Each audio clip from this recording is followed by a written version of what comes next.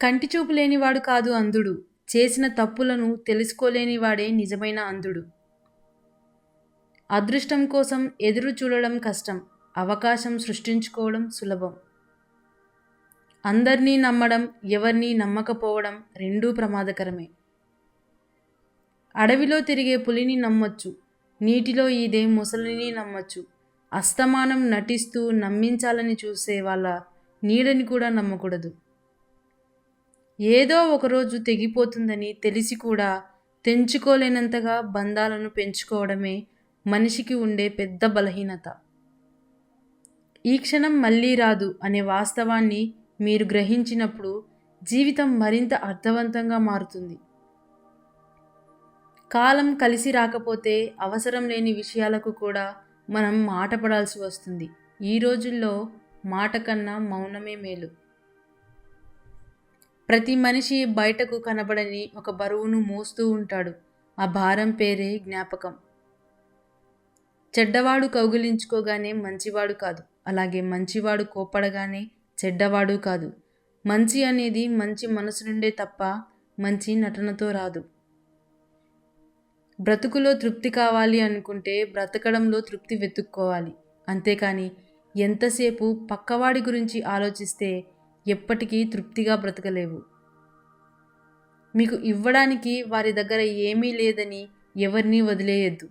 వారి వద్ద కోల్పోవడానికి మీరు తప్ప ఇంకేమీ లేదు అనే ఆలోచనతో వెన్నంటే ఉండండి. ఇష్టమైన దానికోసం పోరాడి సాధించాలి. సాధించిన దానిని జీవితాంతం కాపాడుకోవాలి. బాగుండడం అంటే బాధలు లేకుండా ఉండడం కాదు. మనకు ఎన్ని బాధలు ఉన్నా అవి చెప్పుకోవడానికి మనకంటూ కొందరిని సంపాదించుకోవడం. ఒక మనిషి ఎప్పుడైతే అధికంగా వినడం అలవాటు చేసుకుంటాడో అప్పుడే అధికంగా నేర్చుకుంటాడు. నీకు ఎవరు ఏ సహాయం చేయడం లేదు అని బాధపడకు. కొన్నిసార్లు వాళ్ళు ఏ సహాయం చెయ్యకపోవడమే నీకు చేసే పెద్ద సహాయం. జీవితం అనేది కలలు కన్నంత తేలికగా ఉండదు. ఏదో ఒక మలుపు జీవితాన్ని పూర్తిగా మార్చేస్తుంది. స్వీకరించిన ఆదర్శాన్ని ఆచరించే ప్రయత్నంలో ఎన్నిసార్లు విఫలమైనా సరే మరొక్కసారి ప్రయత్నించు. పోటీ లేకుండా వచ్చే గెలుపు, కష్టపడకుండా వచ్చే ధనం, నమ్మకం లేని బంధం లైఫ్లో ఎప్పటికీ తృప్తిని ఇవ్వవు. సంతోషం ఒకరి దగ్గర లాక్కునే వస్తువు కాదు, అభిమానంతో ప్రేమగా పంచేది. నీవు బాగున్నప్పుడు లెక్కలు మాట్లాడి నువ్వు బాగలేనప్పుడు విలువలు మాట్లాడకూడదు. ఏ క్షణం నుండి మీ మనసు ఎదుటివారి మంచిని కోరడం ప్రారంభిస్తుందో ఆ క్షణం నుండి అసలైన ఆనందం మొదలవుతుంది. కోపం మనసులో కాదు మాటల్లో మాత్రమే ఉండాలి. ప్రేమ మాటల్లో మాత్రమే కాదు మనసులో కూడా ఉండాలి. తెలివైన వాళ్ళు ఎప్పుడూ ఇతరుల వైఫల్యం పొందిన చోట నుండే ప్రారంభిస్తారు.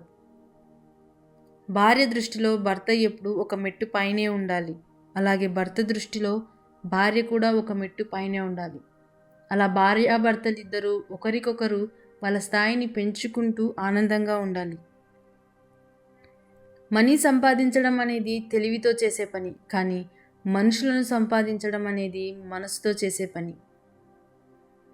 కోపంతో సహవాసం చేసేవాడికి కొత్త శత్రువులు అవసరం లేదు. జ్ఞానం కలిగిన వాడికి సంపదలతో పని లేదు. దయ కలిగిన వాడికి ఏ ఆయుధంతో పని లేదు. మనం బ్రతకడం వేరు, జీవించడం వేరు. బ్రతకడంలో ప్రాణం మాత్రమే ఉంటుంది. జీవించడంలో సంతృప్తి, అనుభూతి ఉంటుంది. నిద్రపోనివ్వని, సర్దుకుపోనివ్వని ఆలోచనలు యుద్ధంతో సమానం. నిన్ను అర్థం చేసుకునే వాళ్లకు ఏదైనా చెప్పచ్చు, కానీ ప్రతి చిన్న విషయానికి అపార్థం చేసుకునే వారికి ఏది చెప్పకపోవడమే మంచిది. ఉన్నత లక్ష్యాన్ని సాధించే క్రమంలో తాత్కాలిక ఆనందాలను త్యాగం చేయవలసిందే. మాటలు రానివాడే కాదు, మనీ లేనివాడు కూడా లైఫ్లో చాలా సందర్భాలలో మౌనంగా ఉండాల్సి వస్తుంది. 4 మాటలు కోపంగా తిట్టే వాళ్ళని నమ్మచ్చు, కానీ తీయగా మాట్లాడే వాళ్ళని ఎప్పుడూ నమ్మకూడదు. నమ్మించి గొంతు కోస్తారు. ఎదుటివారు హేళన చేస్తున్నారని ఎప్పుడూ కృంగిపోకండి. మీరు చేసే పని సరైనది అయ్యి మీకు నచ్చితే చాలు. అందరికీ నచ్చాల్సిన అవసరం లేదు. ఎంత కష్టం వచ్చినప్పటికీ నీలో నువ్వే ఓదార్చుకోవడం నేర్చుకో. ఎందుకంటే నీ కష్టాలు చూసి నవ్వుతారు తప్ప నా అని ఎవ్వరూ దగ్గరికి రారు. అహంకారం దృష్టించి చీకటిని ఛేదించడం ఎవరికీ సాధ్యం కాదు. ఒకరి జీవితంలో నువ్వు ఎంత ముఖ్యమనేది వాళ్ళు నీకు ఇచ్చే సమయాన్ని బట్టి తెలుస్తుంది. పక్క వ్యక్తి జీవితంలోకి తొంగి చూసి 10 తప్పులను వెతికేవారు వాళ్ళ జీవితంలో 100 తప్పులున్నాయనే విషయాన్ని గాలికి వదిలేస్తారు. కళ్ళతో చూడనివి, చెవులతో విననివి ఎప్పుడూ నమ్మకండి. ఇతరులకు చెప్పకండి. ఎందుకంటే కొంతమంది చెప్పే మాటల వల్ల కొన్ని స్నేహాలు చెడిపోతాయి, కుటుంబ బంధాలు తెగిపోతాయి.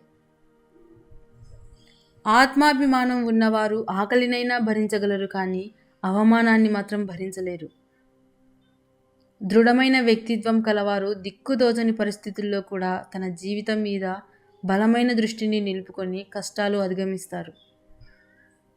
సత్యమేదో అసత్యమేదో తెలుసుకోలేకపోవడమే అసలైన మూర్ఖత్వం అంటే. ఆపదలో ఉన్న వాళ్ళకి చేసిన సహాయం, ఆకలితో ఉన్న వాళ్ళకి పెట్టిన ఆహారం ఎప్పటికీ వృధా కావు. ప్రవహించే నీరుకు అద్దేదో వచ్చిందని ఆగిపోదు, దారి మార్చుకొని తన గమ్యం చేరుకుంటుంది. అలాగే ఒడిదుడుకులను మనం ఓరిమితో తప్పించుకుంటే ముందుకు వెళ్ళాలి. మీ మీద మీకు ఉండే నమ్మకం మీ శత్రువును భయపెడుతుంది. మీ మీద మీకు ఉండే అపనమ్మకం మీ శత్రువుకి బలాన్ని పెంచుతుంది. ఏమవుతుందో అని ఆలోచిస్తూ అసలు ప్రయత్నమే మానేస్తే అక్కడే ఆగిపోతావు. ప్రయత్నించి ఓడిపోయినా ఏమీ చేయకూడదు అని ఒక నిర్ధారణకు రావచ్చు. మనసు నలిగినా, కడుపు రగిలిన వారి నోటి వెంట వచ్చేవి మాటలు నిందలో, శాపాలో కావు, కటిక వాస్తవాలు, పచ్చి నిజాలు. గెలుపు గడపను తొక్కిన వాళ్ళందరూ ఎప్పుడో ఒకప్పుడు ఓటమిని చిరునామా అడిగిన వారే. నీవు పట్టుకున్న దాన్ని విడిచిపెట్టకు. విడిచిపెట్టే ఉద్దేశం ఉన్నప్పుడు పెట్టుకోకు, అది ఆశయమైన బంధమైన. నటన ముందు నిజాయితీ ఎప్పుడు ఓడిపోతూనే ఉంటుంది, కానీ నటనకు నిజాయితీ ఏదో ఒకరోజు ఖచ్చితంగా సమాధానం చెప్పాలి. సంపాదన శాశ్వతం కాదు, జీవితం శాశ్వతం కాదు. శాశ్వతంగా నిలిచేది ఒక్కటే, అదే మన మంచితనం. నీటిలో పడవ ఉండాలి, కానీ పడవలో నీరు ఉండకూడదు. అలాగే జీవితంలో జ్ఞాపకాలు ఉండాలి, కానీ జ్ఞాపకాలతోనే జీవితం గడిచిపోవద్దు. లోకంలో ఉన్న చీకటంతా ఒక్కటైనా అగ్గిపుల్ల వెలుగును దాచలేదు. మీ లక్ష్యానికి ఆత్మవిశ్వాసం, కృషి తోడైతే మీ జీవితాన్ని ఎవ్వరూ ఆపలేరు. చేసే మాట చెప్పకు, ఇచ్చిన మాట తప్పకు, నమ్మిన వాళ్ళను మోసగించకు, నా అనే వాళ్ళను వదిలిపెట్టకు. నువ్వు ఎలాంటి తప్పు చేయనప్పుడు నువ్వు ఎందుకు భయపడుతున్నావు? తప్పు చేసినవాడు కాలర్ ఎగరేసుకొని తిరుగుతున్నాడు. నువ్వు తప్పు చేయనప్పుడు ఎవరికీ భయపడకు. ఓర్పు లేని మనిషి నూనె లేని దీపం వంటివాడు.